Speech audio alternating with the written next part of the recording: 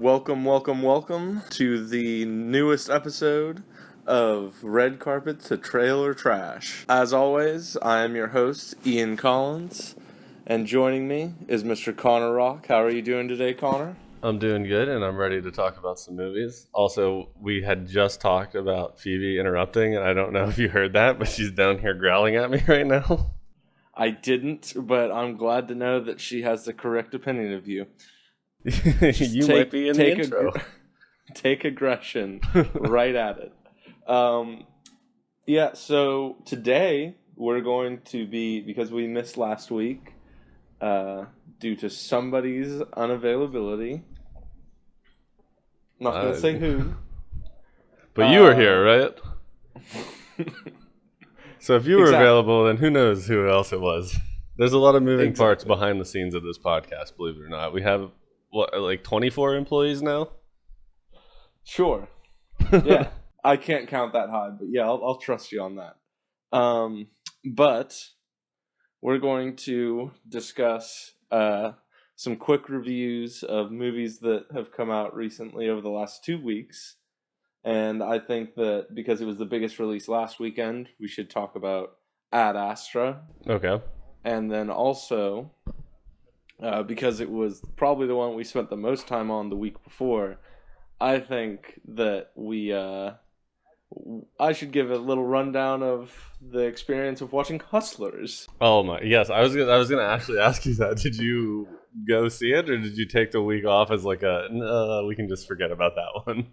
No, I went to see it, and we'll get into that. All right. And then once we get to the trailers, we'll be discussing Abominable and Judy. Sounds good. But first, we will get to Hustlers. Yeah, let's hear it.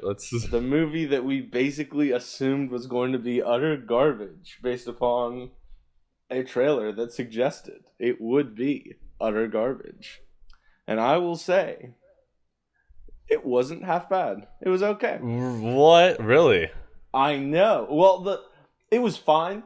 I should say that I have a positive opinion because I went in with such low expectations. Like, they were through the floor. It was fine. I've seen some people have a much higher opinion of it, and I don't really see where that's coming from.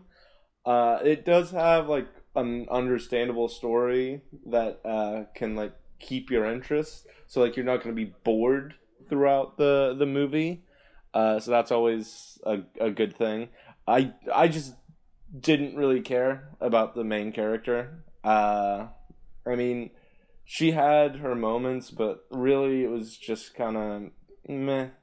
Jennifer Lopez, though, was she stole the show. Is she not the main character? No, the main character is the Asian girl, Constance Wu.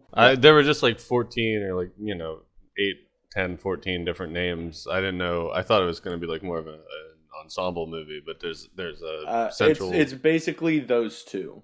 Really? Two main characters, yeah. Okay. And it's actually what's happening is the story is being told in the form of flashbacks as Constance Wu is talking to a reporter for New York Magazine. And so it's got a little bit of frame storying, isn't that? Yeah. But it was what surprised you with it? I mean, obviously you said that low expectations helped, but what else? What did you like? What was good? Well, like I said, Jennifer Lopez was great. She was very charismatic. She was engaging and kept you entertained while she was on the screen. She was just a compelling character. Then there was just some interesting things happened. There was a cameo by Usher at one point, which that wasn't expected. Also, Cardi B was only on screen for 5 minutes, which is another great thing about the movie. Yeah, we don't need to go into episode 2 of just trashing Cardi B. I think we covered it all last week. Yeah, we don't need to have a super long, but I figured that you would appreciate that more. Just the fact that it wasn't all her. It's pretty much just those two characters consistently throughout. I mean, there's a couple other characters that are kind of there, but they're more background pieces. They're they're on screen, but they don't really do a whole lot. Is sort of the thing. I mean, But it makes what sense. ends That would up have been a giant cast to, cram into a 2-hour movie or whatever. Yeah, but basically the entire first act is just about how it was before the financial crisis of 2007, 2008, and how they worked on Wall Street, like they worked near Wall Street, and so a lot of the bankers would show up and just blow all kinds of money there, and so it's just talking about how Constance Wu went from being a sort of low level person that was just kind of a newbie, and then got taken in by Ramona, who's Jennifer Lopez's character, and like was taught how to like make money consistently throughout, and once Jennifer Lopez taught her, like she ended up making enough money to be able to buy an Escalade, and then the crisis hit, and Constance Wu like leaves stripping for a few years, and then comes back to it because she really needs the money in like 2011, 2012, and oh wait, hold on. Are you? I thought you said it was like what? When does the financial crisis take place? 2007, 2008. Oh, okay. For some reason, I thought you said 2017, and I was trying to like rack my brain about what How went that on could be 2 the case. years ago, and then you were no. like 2000. Okay, that makes a lot more sense. Yeah, and so then she finds out that they're doing this thing called fishing, which is basically where they, instead of actually being the strippers, because there's not a lot of just regular business going on at the strip clubs, they're actually going out and like targeting rich men at bars and then taking them to the strip club, and then they get a percentage of what the person makes. It gets to a point where they start drugging these people. And so that's where it answers the question that I think I raised in the last episode of what was wrong about it. Yeah. What is so wrong about strippers convinced a guy to spend a shit ton of money here? I'm like, if someone gets so drunk that they spend $50,000 at a strip club, I'm not going to feel super sympathetic about it. But what was happening was that they were drugging them with Molly and Special K. Well, that's okay. Yeah, that's not allowed. Yeah, no, it's bad. And so it ends up getting to a point where they're just doing, like, they're taking it too far. Like, they start recruiting other women to help them so that they can get more and more people going at once. Like, they can hit more targets. And it gets to the point where they end up pulling in some junkies that can't be trusted. And so they end up turning on her. Which is basically, like, it's very clear. Well, like, it's obvious, one, if you know what the movie's about, that they're going to get caught. And as it's progressing, because, well, one, there's a New York Magazine interview taking place about it. Right. So obviously, like, someone's going to find out about it. But also just the previews gave it away. And, like, once they start bringing in new people, you realize that it's not long for this world. And so like I said, it's engaging throughout. I wouldn't say it's like great, like it's fine. I wouldn't go see it again. But it was much better than I expected it to be. I thought it would be like a half a star movie, but it's like a 2-star movie. It's fine. Well, that's a lot better than we predicted. Yeah. I'd still say it's trailer trash, but it's not. That was going to be my next question. Yeah, but because it wasn't good enough for me to say that I really thoroughly enjoyed it, and so I'm not going to put it like on the ready for the red carpet, but but it was like, it's not, if you need something to watch for 2 hours, it's not bad. It's just fine. Is there anything, are you just sort of like aghast at the fact that it's not complete dog shit? I mean, that was a lot more positive than I expected it to be. it being your review. I mean, how did it do in the box offices opening weekend? It got, I believe, 33 million. Okay, So, which I mean, it did get a lot of advertisements, and a lot of people seem to really like it. And like it has gotten generally positive reviews if I'm not mistaken. But it did probably about, I think I said I thought it would do like 15 million. And yeah, so you pinned doubled it at that up. 15. So yeah, which I mean, it didn't make a whole lot. So that's No. about. I think it's fair because, like I said last week, I can see like I accept that it has appeal. Yeah. Not my type of movie, not my cup of tea, but It also helped that the two main characters are just gorgeous people. I mean there was Jennifer Lopez, and then who was the other main character? Constance Wu. Her name was Destiny in the movie. Would I know her from anything else? Because I'm I not don't. placing the She name. might have been in Crazy Rich Asians. I will effort this. While you tell me what your thoughts of Ad Astra were based upon the trailer. All right, sounds good. So from what I pieced together, I thought this movie, it looked.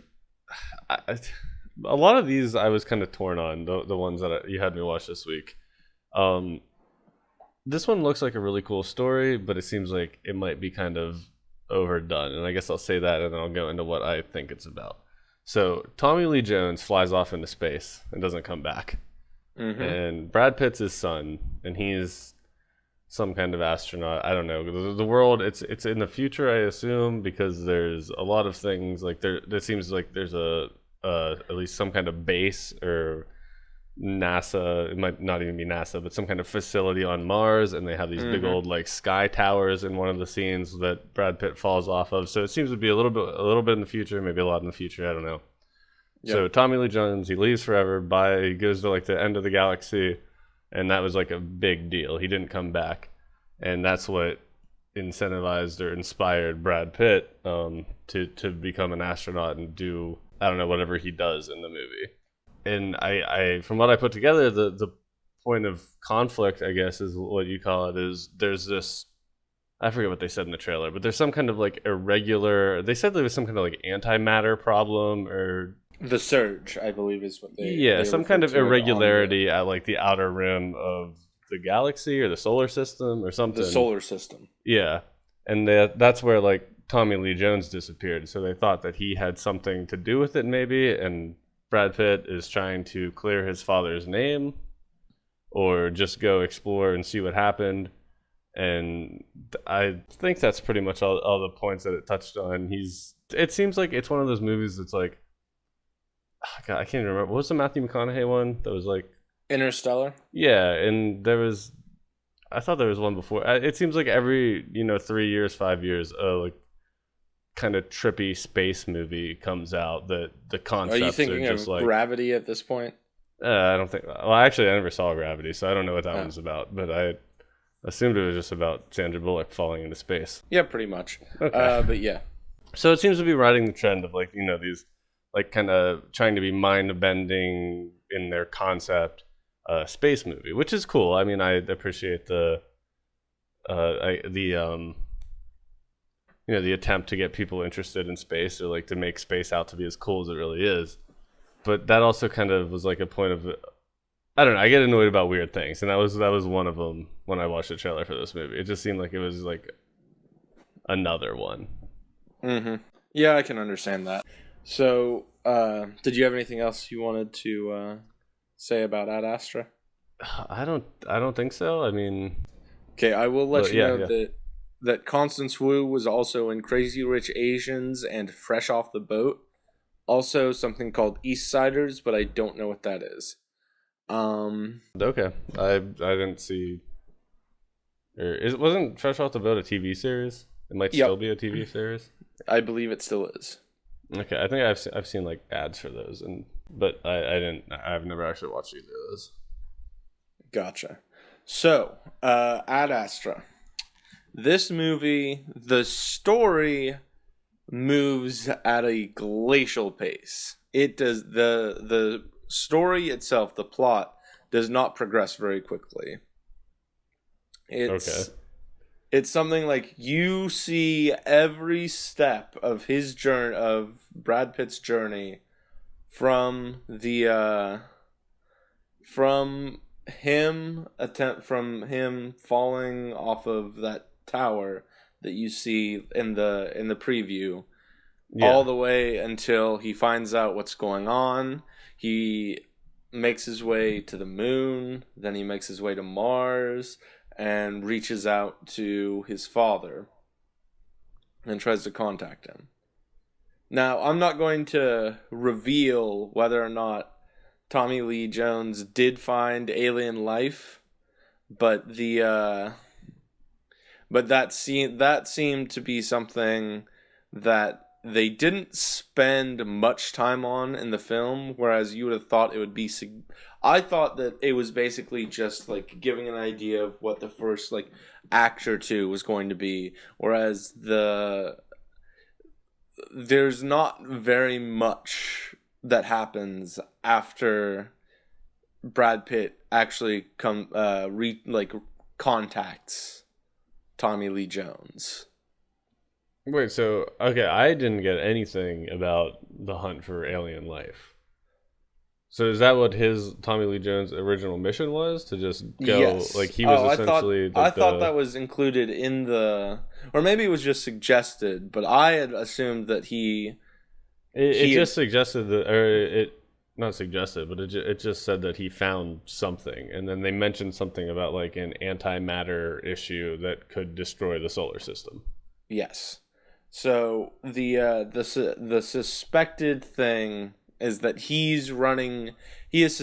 Tommy Lee Jones is suspected of running some sort of experiment thing to that is resulting in cosmic waves that cause electrical surges on the planet.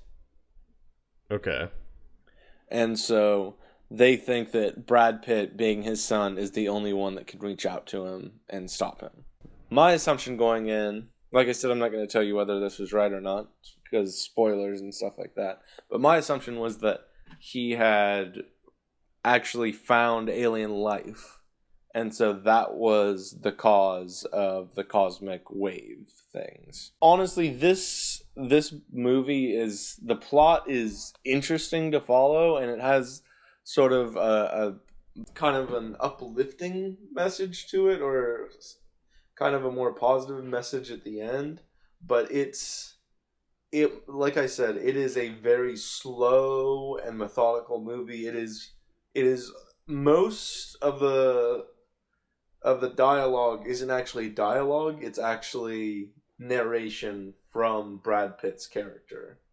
Just over scenes of what he's doing at the time, or like he talks about what you see. No, he's not talking about like what you see. He's talking about it's like his inner monologue sort of thing. Okay.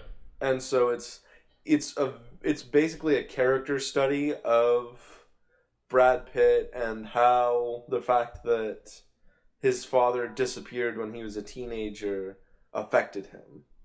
Alright, so I gotta just say, at this point, that sounds very annoying. It was fine. Okay. Brad Pitt is just such a good actor.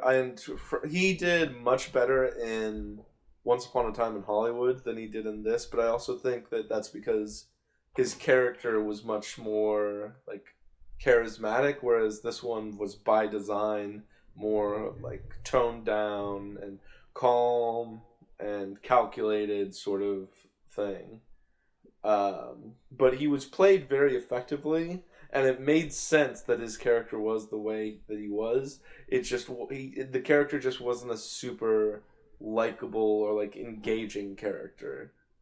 So he didn't, you weren't hanging around for the personality, which, like you said, it could have been written that way. It probably was written that way. I think it was, because all astronauts are boring. That's true. Except, have you seen the astronaut whose official NASA photo is a picture of him with his 2 golden retrievers? No. All right, I take it back. All astronauts but that guy are boring. Yeah, while I'm still talking, go ahead and Google that picture. It's a great picture. It makes me smile every time I see it. What was I saying?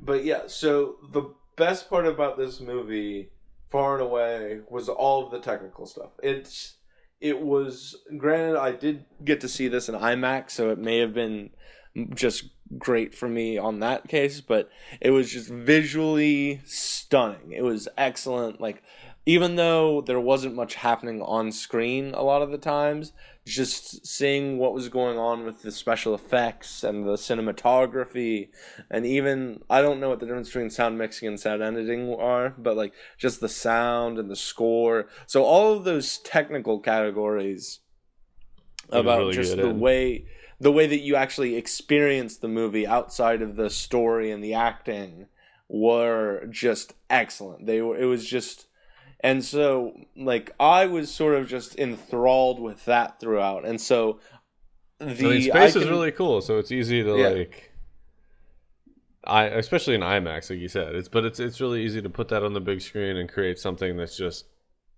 I'm not sure what the word I'm looking for is, but like very visually appealing. Yes. And so I can very much understand why people would walk out of that movie and just hate it. Because if you You continue. We'll get to that in a second. Okay. Cuz like it's like I said, it's very like there's a few action scenes that are very like there's there's a lot of tension and some very important stuff happens, but the majority of the film is just following Brad Pitt as he's sort of essentially alone and by himself. And so the even when nothing seems to be happening, just watching and seeing what's going on the screen was entertaining to me. But if that's not something that is going to keep your attention or something that you'll really like want to keep watching because of that, or because of the how they vary the sound of what's going on, it's I can't blame anyone for disliking it. But I think that just the technical accomplishments of the movie were so good that I think it's gonna probably clean up 3 or 4 Oscars. Oh, really? Just in all of those technical categories. Obviously, it's still early, and there's still plenty of movies left to come out that will try and compete for it. But just all of the visual and audio stuff were just masterfully done. Okay, so I looked up the picture. You're right, it's great. I want to be Leland Melvin when I grow up. It's good. It's it's a good picture. And then what I was gonna ask, and I guess you kind of answered this already, but I did see a lot of people have been very critical of this movie. And do you think that reasoning is just because of what you just went through? Is it's not super plot heavy or character heavy, but it's more focused on environmental immersion than it is on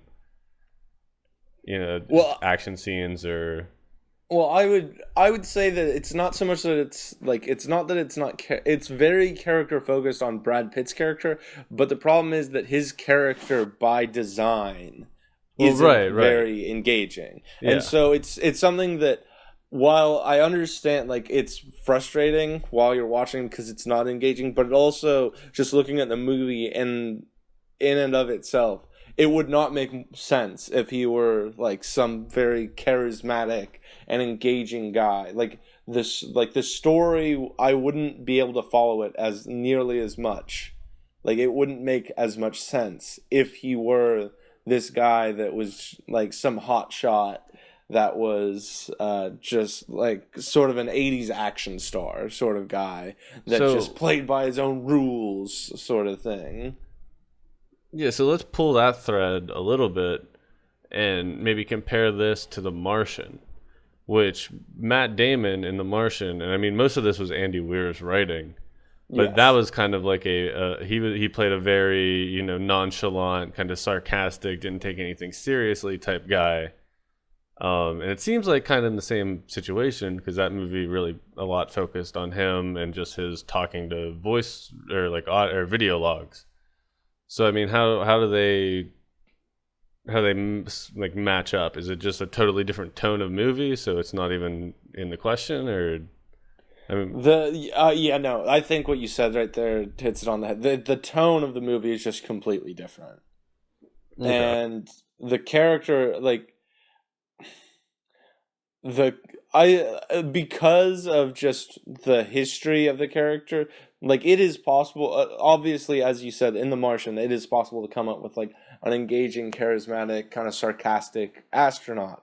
But it's not. That's not the reason why it wouldn't make sense for Brad Pitt's character to be that way. It's because of sort of like the relationship that between him and his father that they're kind of harping on in the story throughout the film. okay, so it is very clearly by design. This character is kind of on the straight and narrow. Yeah, and it's Okay. not so much that he's on the straight and narrow; it's that he's just kind of calm and like hyper focused on his work, sort of like buttoned up. Like this Okay, is that's kind of what I meant. I yeah, didn't know a better way to phrase it, but but yeah. So, did you have any other questions about Ad Astra? what are the big old space towers? They didn't really talk about it much. They were just They some were, sci-fi things. I think they were for trying to like send out, send out waves in case, because the project with Tommy Lee Jones where they were trying to reach alien life was like 30 years earlier. So were So they in response to like the blackouts or whatever? They were trying to like no. counteract. The No. large towers were like that's just where it starts. Is that Brad Pitt is doing something to work on these large towers. Like But I mean, it's very much one of those things where like it's just kind of there, and I'm sure that they explain what the towers were for.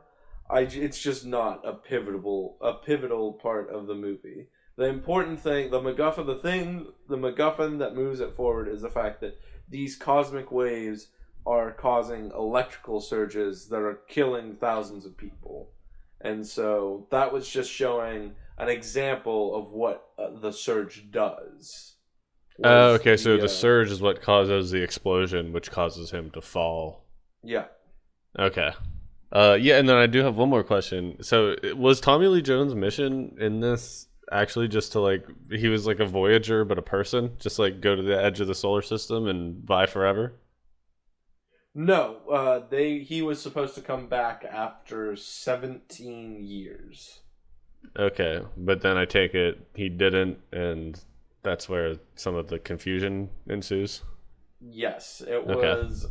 it was assumed that everyone on the mission, because he didn't go alone, it was assumed that everyone on the mission something had gone wrong, and because they lost contact after 16 years, and they were supposed to make their way back, within a few months of when they lost contact, and so it's assumed that something Went went wrong. wrong in that Gotcha. last year.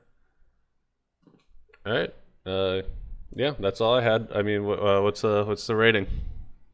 I'd say because for some reason it's the movies are rated out of 4 stars. I'd say it's probably a 3, Okay. just because the like I said, if the character was more engaging and there was a more active plot, I'd go up more. But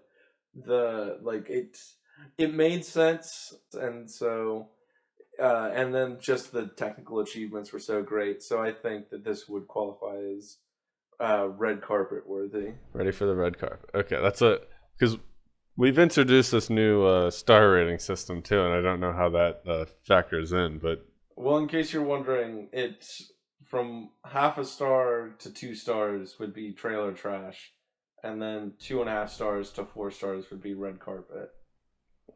So is there a point to do them both, or will there be like a 2-star one that's actually ready for the red carpet?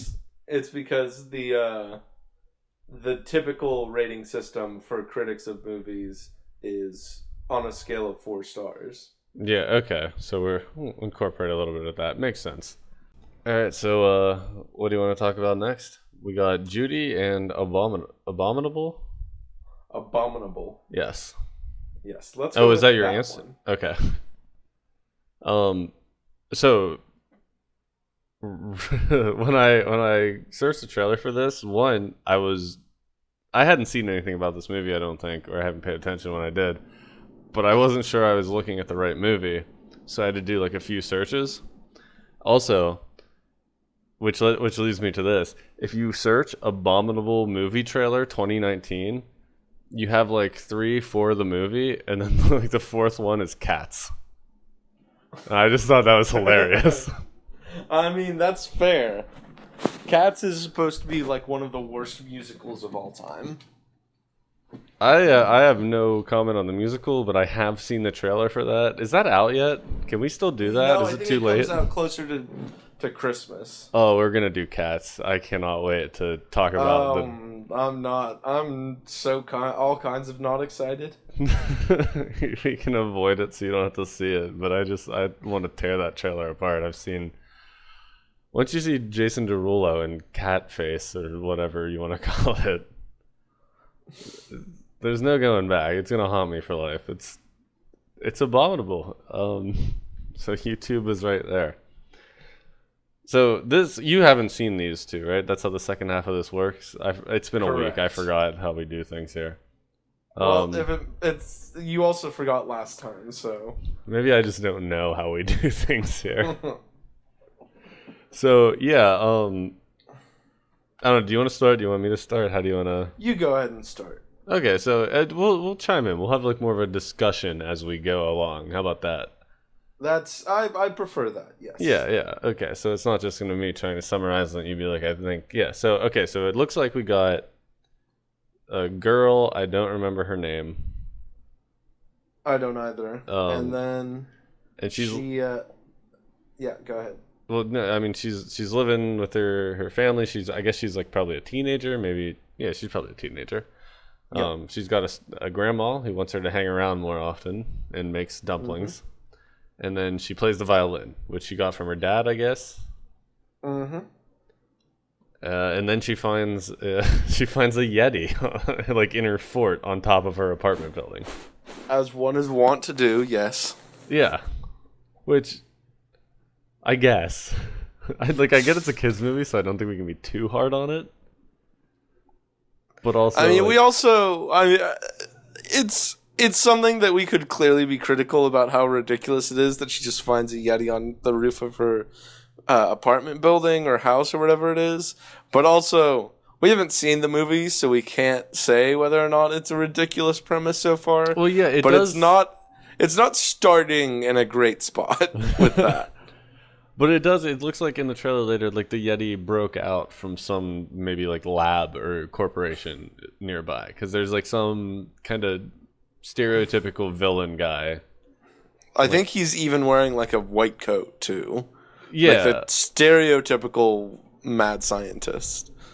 Yeah, and he's like, I want my Yeti back, and they have like a whole like I don't know, like maybe like 3-second scene where it shows it. Well, not shows it escaping, but they say, like, the Yeti escaped. So I'm guessing that was maybe brought there. And then the whole rest of the movie is trying to get the Yeti back home, which is on Everest, I guess. I would assume so. Yeah, I don't actually know who's making this movie. I would guess DreamWorks. Yeah, this is DreamWorks, and it's like Pearl, maybe? I've never heard of Pearl before. No idea. But this seems very much like in the vein of like the Kubo and the Two Strings sort of thing. That's exactly what I was going to bring that up, actually, yeah. It's just kind of like off the wall, kind of different.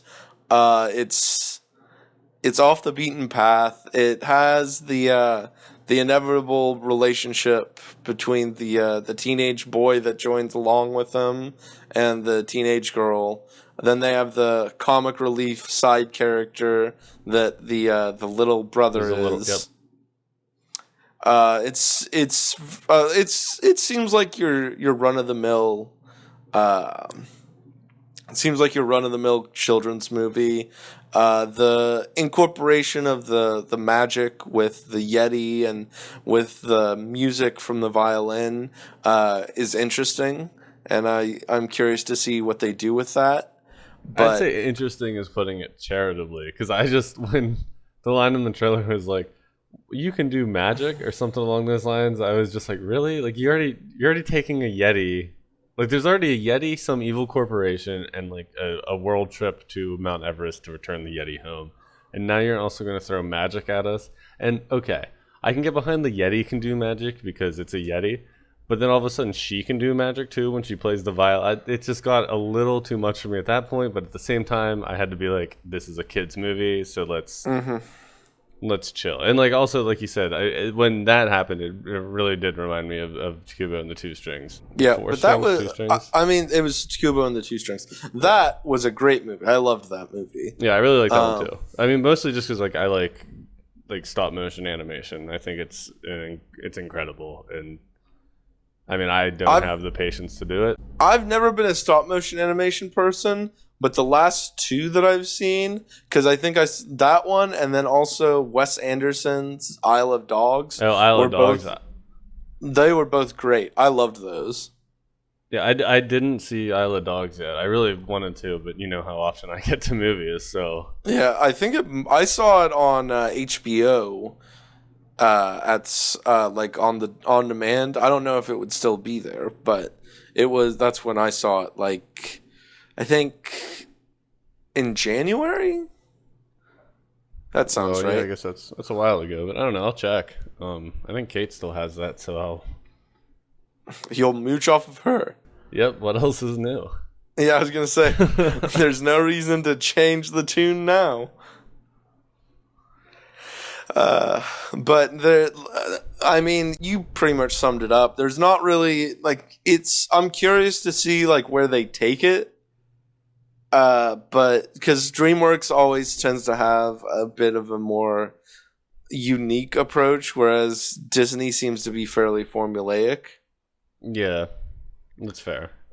And so half of sort of a problem I had with this is watching it, but it's also not really a problem because it's been enough time. Is it kind of looks like DreamWorks, like whoever was at DreamWorks that like pitched this movie, watched Up and watched Kubo and the Two Strings and threw the two together, because that's the kind of feeling. You know, it's got magical elements, it's got like creatures, it's also got these fantasy settings, which I love that in a movie. Up is my favorite Disney Pixar movie, and a lot of people yell at me for that, but it just has these kind of like that first 5 to 10 minutes is just the most heart-wrenching. Well, thing of all yeah, time. I mean, aside from that, but I mean, more about like the.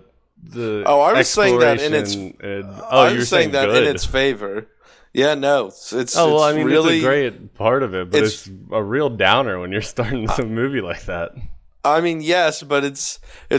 I mean, anytime a movie can like draw out that kind of emotion without, I don't think there was any dialogue. No, there's no dialogue in that. Yeah, no. It's like anytime 10 minutes. Anytime a movie can draw out that kind of emotion without even having dialogue, it's something that you always want to see. You always want from a movie is you want to be shown something. You don't want to be told it. And that was just the prime example of just understanding what was going on without having to be told a single word. Yeah. Yeah, no. So don't get me wrong. I still think it was great, but it's a very big tone shift. But yeah. This movie feels a lot like that, like with the fantasy or the fantastic environments, and just kind of the at one point it seems like he's making waves out of like a flower field or like, I don't know, a wheat field or just some kind of field. So there's a lot of good like adventure spirit to the movie, and DreamWorks hasn't really done anything like that in a while, I don't think. Nothing comes immediately to mind, although I will say that I haven't seen many of the recent DreamWorks movies, because even How to Train Your Dragon, I've only seen the first true. one. Okay, so I forgot there's like 3 or 4 of those. But yeah, so this is from the same, I mean, I guess it would have to be if it was DreamWorks. But it says something about how to Train Your Dragon in the trailer. But how to Train Your Dragon was probably the last one that I can think of off the top of my head. There's always the potential for there to be something unique whenever it comes from DreamWorks, but because like Disney just has their formula just nailed down so effectively that it's hard to top that. But so that's why DreamWorks is more known, at least from what I can tell, is kind of going in kind of a quirky direction, and so that's why I'm more interested in trying to see this. But as of now, it seems fairly run of the mill. Yeah, I mean, I'm definitely not going to go out of my way to see it. I might catch it if it like pops up on Netflix and I'm bored. I probably will never see this movie. Yeah, probably not, but I probably will, just because you got it next week. Yeah. We got to talk about it. Because I feel like you will probably want to talk about Abominable a little bit more than you'll want me to talk about our next movie, Judy. All right. So I'll take point on this one as well. I guess that's just kind of the format of the show at this point. What can I say? I don't like biopics. I don't like them at all. I think it's a cash grab by the family or whoever owns the rights. I think it's dumb. And I definitely don't care about Judy Garland. Like, I get that she had a life. I can't make it up to be more than it was. She had a life. Like, yeah, there were highs and lows, and I don't care enough to go watch a movie about it. I barely cared enough to sit through 2 trailers.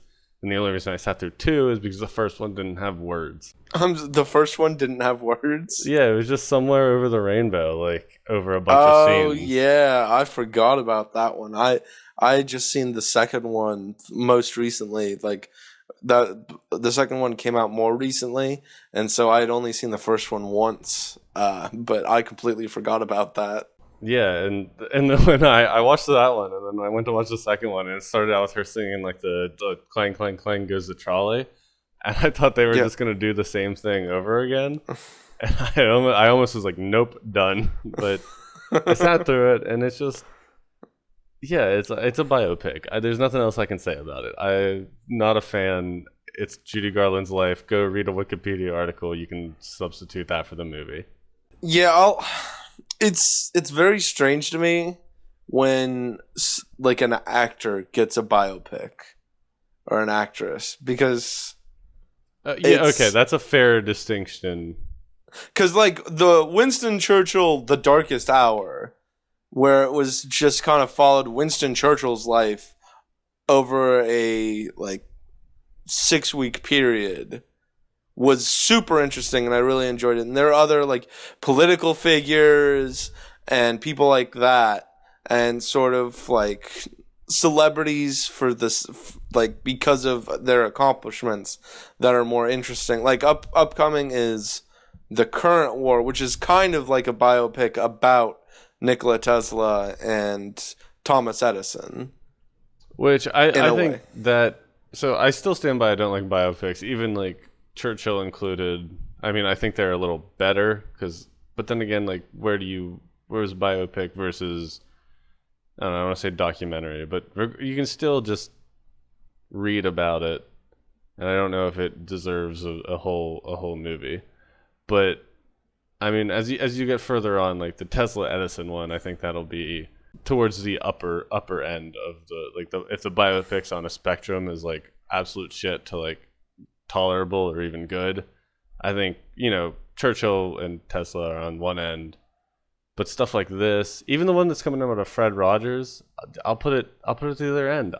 I'm sorry, I don't need a biopic. Strangely enough, I feel like the documentary about Mr. Rogers, the Won't You Be My Neighbor, I think that was what it was called, came out last year. I would have thought that would have been a better presentation than having Tom Hanks play Mr. Rogers and be interviewed. It seems odd that would be something that's taking place. Yeah, I really don't know a whole lot. I just know Tom Hanks is in it, and isn't it called "Won't You Be My Neighbor" as well, or "Welcome to the Neighborhood"? Maybe. I think it's "Welcome to the Neighborhood." Yeah. I'll be honest. I don't know much about Judy Garland. I know almost nothing. I only know that she's in The Wizard of Oz, and ironically, I actually before I even realized that Judy was coming out this weekend, I've actually started reading The Wizard of Oz for the first time. So I guess we're just sort of I'm on a kick where I just keep reading books where there's going to be a relevant movie coming out in the near future. It gives you something to talk. Hey, you're on the right. You created the right show for that. Oh yeah, and but Judy Garland, like maybe there's something that's interesting or unique or different about her life, and that makes it special. But I don't even know why she's so unique just as an actress. Granted, I'm not as familiar with the classics back in the 30s and 40s, and so I may be underestimating the cultural impact of Judy Garland.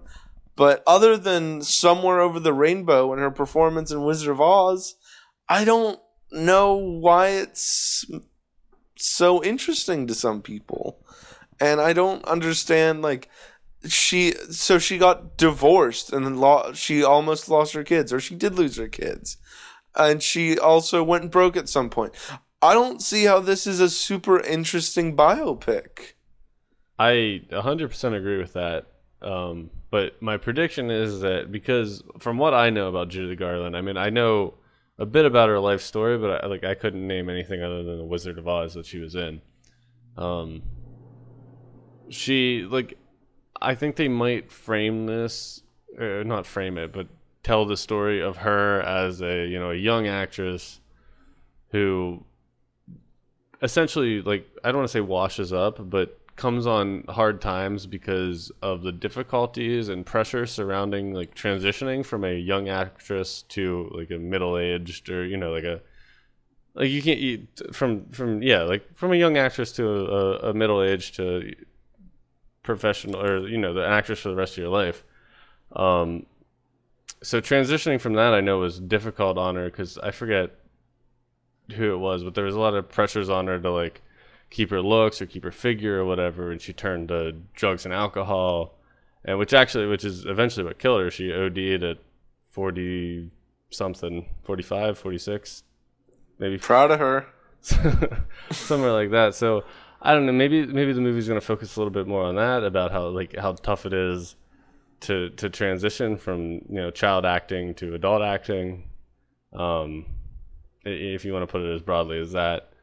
But at the same time, I completely agree with you. Like I said earlier, she had a life, just a normal, pretty normal life. Like, yeah, she was. I mean, it may have been a little more. It may have been more dramatic than your run-of-the-mill like Carpenter. Well, yeah, but I mean, everyone falls on hard times. Everyone like has good highs and lows, and she had hers, which were more publicly available. But other than that, it seems pretty standard. What's unique about Judy Garland? Like, she's an actress that has difficulty transitioning as she gets older, which has happened to dozens, if not hundreds, if not thousands of actresses before and since. Yeah, where's the biopic on the dude who played young Anakin Skywalker? Because I'd watch that. He punches people Macaulay who point cameras Culkin. at him. What happened to him? Oh yeah, hey, isn't he back doing something now? I don't know. He went to a coke phase. Yeah, that's just called the 2000s. But yeah, I don't get what's so unique about Judy Garland that warranted this, or why people are she. I think people just sort of like really have a high opinion of her because a lot of people just loved her in the Wizard of Oz, and she was an inspiration for a lot of young actresses back when they were kids in the 50s and 60s, I would guess. And so since then, these people now have the ability to make decisions about what movies are going to be about. And someone had this come across their desk and they were like, yes, give all the money to this. That is honestly my best estimation of why this is a thing that's happening. The fact that this is a movie. Yeah, I couldn't give a better one. Which, I mean, I think it'll make money. I think maybe it really is just like now's the time, because you think this is gonna make money? I do not. I do not think. I mean, it might. Judy like when she was what 20 something to 60s. I guess she was probably maybe born in the early 20s and she died in like 66, 67. I don't know. None of this might be right. It's somewhere around there. But so that would put the movie-going audience at the average moviegoer for this movie is going to be dead. Yeah, I guess I'm doing the math now and it's not adding up as easily as I thought it was. My parents my mother, I remember telling me that she remembered seeing like a movie with Judy Garland in it in the theaters when she was a child, and she was born in the 50s. So yeah, I don't think that. Well, it also doesn't help that I don't know that a lot of people even know that this thing exists. Like, I honestly, when you said watch the trailer for Judy, I had no idea. Like I said, I didn't know if I got the right Abominable, but when that makes sense. That's a kids movie. I don't pay attention that much. Yeah. But for this, I had no idea, and especially who is it? It's a pretty big name playing Judy Garland. I can't. Renee Zellweger? Oh yes. Yeah. So I don't know. Maybe marketing just wasn't that good, or maybe. I agree. I don't think there's like a huge budget for it, but even then, if this breaks $10 million in the first weekend, I'll be surprised because I don't watch TV, like live TV very much, or even just like stream TV very often, but I have seen nothing about this movie. I haven't heard about it. I haven't heard anyone talk about it. I just don't I can't imagine that people would be super interested in this movie. Yeah. Having been said, my mother's coming to town this weekend, and I think that she's going to want to go see this. Well, hey, you got to see it anyway. You might as well see it with your mom. Uh-huh. So do we do predictions for the trailers we watched, or are we just saving? Yeah, I think I'm gonna predict that they're both trailer trash. I mean, with the lens of the one's a kids movie, I think it might do well there. And DreamWorks typically does well. I mean, DreamWorks is really hit or miss. So yeah, no, that's what I was gonna say. Like, just because something's a kids movie doesn't mean that it gets kid gloves from me. I'm still. I mean, DreamWorks did Shrek, so. Exactly. When you know how to make the perfect movie and you can't recreate something even similar, it's gonna disappoint me. Yeah, that's fair. I mean, like I said, hate biopics, so trash all the way with Judy. I'll probably never see it, so I'll never find out. But I'll hold out a little hope for Abominable. I think what it might be missing is just a little bit of, like you said, DreamWorks had uniqueness. I don't think they quite dialed it up to what they needed to be for that. Because it's called Abominable. I'm pretty sure the Yeti's name is Everest. Like, it has some very cliched or just kind of like cringe feeling elements to it that I think are gonna keep it back. I think he hit the nail on the head. Well, is there anything else we want to add to this episode? No, I don't think so. I think that's it. Well, thanks to everyone for joining us this week on Red Carpets to Trailer Trash. Oh, wait, hold on. I don't want to, we can pressure us at the end of the episode here, but this is our third episode of a podcast. And that's generally when they like supposedly find their stride or become like hit or miss, you know? Maybe that's not a good way to put it. So we had a lot of pressure. We'll see how it turns out. Until next time. Until next time. Wait, we didn't even say who we were. All right, whatever. Bye.